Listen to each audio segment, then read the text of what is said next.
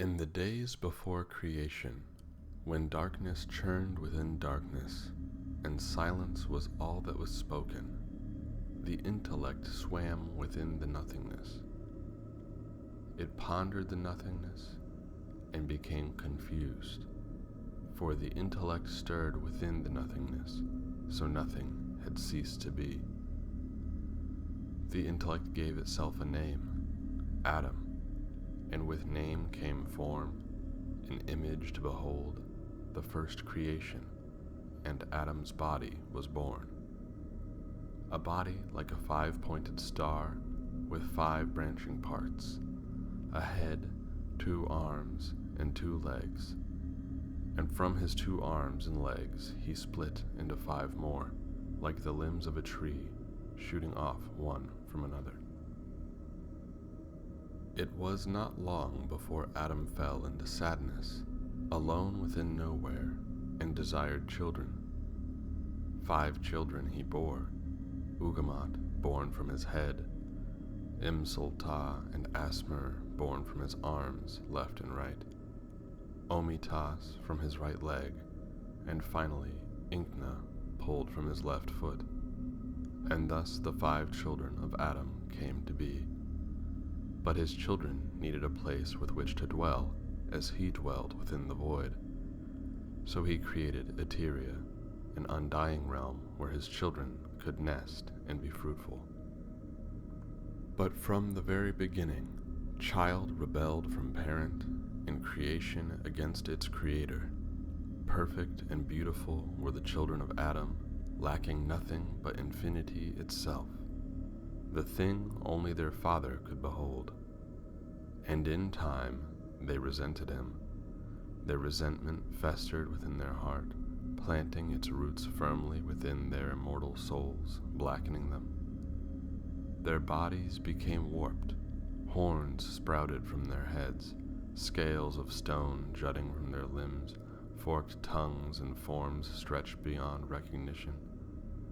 Then it was that the race of dragons was born, where the children of Adam had died. And so the fractal nature of existence began to take shape.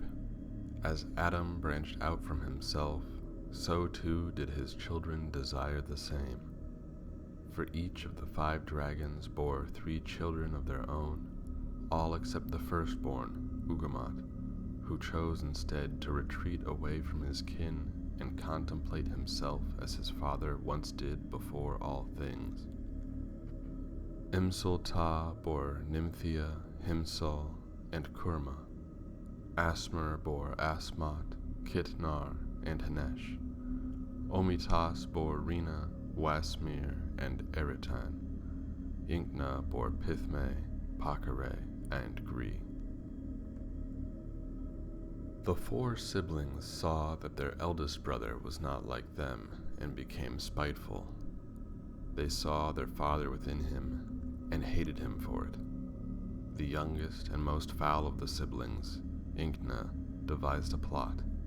Surely the children of the dragons would need a home with which to stay as they dwelled within Eteria. Inkna shared her schemes with her siblings, and soon they crept upon Ugamat's den and turned against him. The 4 dragons ripped their brother limb from limb, and with his immortal body fashioned a new world, a reality made of matter and tangible things for their children to live. With his mind, they fashioned the cold and rocky expanse of Pinnacle, the height of the physical realms. With his heart, they created Centrum, and with the 3 chambers of his heart came 3 continents, Phaefura, Proris, and Uhea. And with his stomach they molded the pit, a wretched expanse of burning lakes and hot embers. And so the children of the dragons took their homes within the body of their slain uncle. The children of Asmer formed the triumvirate and ruled over Pinnacle together. The children of Omitas each took one of the 3 continents of Centrum. Rina claimed Phaefura, Eritan took Proris, and Wasmir was given Uhea. and the three children of Ingna are held in an eternal struggle for dominance over the pit. Collectively, the three realms came to be known in all tongues as Iroh.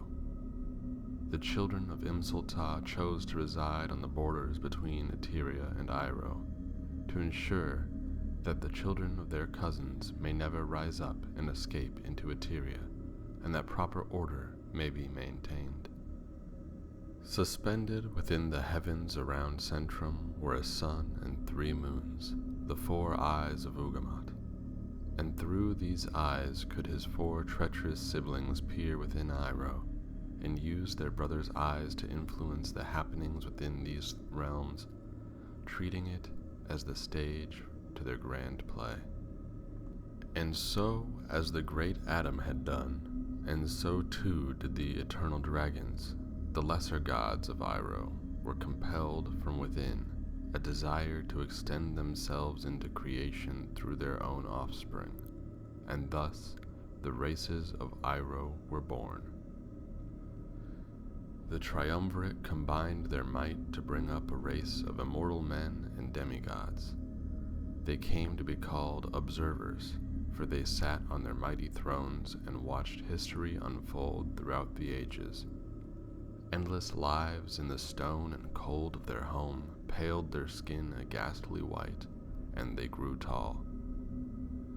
Rena birthed the elves of Feyfura, their ears long and pointed, skin turned dark by the harsh desert sun, and fashioned the giants from stone, who live far below the surface, and became all but forgotten to those who live above. Eritan cut off his right hand, and from his fingers created the 5 kingdoms of men. And as his blood spilled into the forest floor, the humble mushrites sprang to life within the roots of the trees. Wasmir, king of the steppe, created all the animals and monsters which came to spread across Centrum, and created the ogres to serve as their guardians, though the ogres never cared to write anything down, and the means of their creation was lost to time. And the humble dwarves, forgotten by all, stranded souls beneath the earth, spirits without form, scraps left over from the gods, they lived their days to serve the giants, the only ones who would take them in. And as the entrails of the children of Ingna were spilled within the fires of the pit, many twisted races of unnamed demons were born, serving as armies and fodder for their parents. The fractal pattern of creation continued, and the races of Iroh too desired to create, to mirror their own creators, and they poured their souls into creations of rich cultures, art, technologies, and empires which rose and fell throughout the age. And for the entirety of the First Age, which lasted 6,052 years, gods and mortals lived together. History had been far from peaceful, yet no conflicts of dire significance would conclude until the beginning of the Second Age. For Ugamat was not dead, merely imprisoned by his current material form, and his breath still rose and fell between the realms, and his blood coursed hot through all of Iroh. He too had devised a plan to get revenge on his siblings, to destroy what they had built for their own dynasties. Ugamat mustered all the power he could within his restraints, pouring his will into a single being which he brought forth from a fallen oak tree. This being he fashioned into the shape of an ordinary man, and named him Alamat. This single son of Ugamat was born full-grown and wise, with a knowledge of all things within Iroh and what lies beyond, and the first wizard was born. Alamat would wander all the lands of Centrum for centuries, communing with all whom he came across and spreading his knowledge in secret where the children of dragons could not see. He would bestow the power to dream into the people he met, and through dreams would the races of Centrum acquire special knowledge. This gift was passed down to their descendants until all the men and women of Centrum could enter this special land within. Through dreams, Alamat was able to communicate with people anywhere in the world, regardless of his physical location. To those who were particularly talented dreamers, able to manifest their own desires within their dreams and control their surroundings, Alamat would bestow the hidden arts of magic in secret. He would teach them how to manipulate the physical world around them, the same way they did within dreams. Once they had come to master this skill, Alamat tasked them with spreading this knowledge to others around them, taking in students and sharing his arts.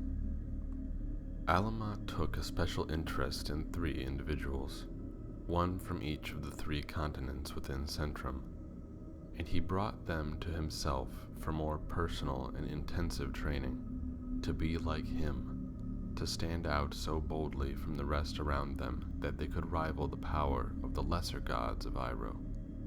Signel the human, Visma the elf, and Kunsh the ogre.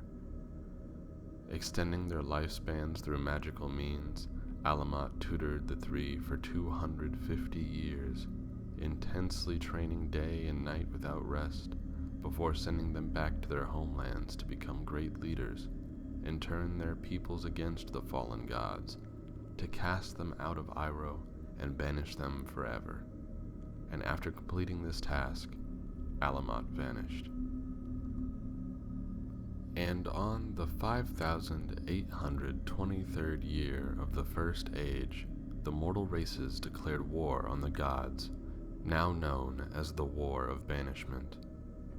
And after 229 years, Rena, the last of the gods, was banished back to Eteria with her siblings, and mortals ruled the lands of Centrum, beginning the first year of the Second Age, the Age of Ugamat, son of Adam.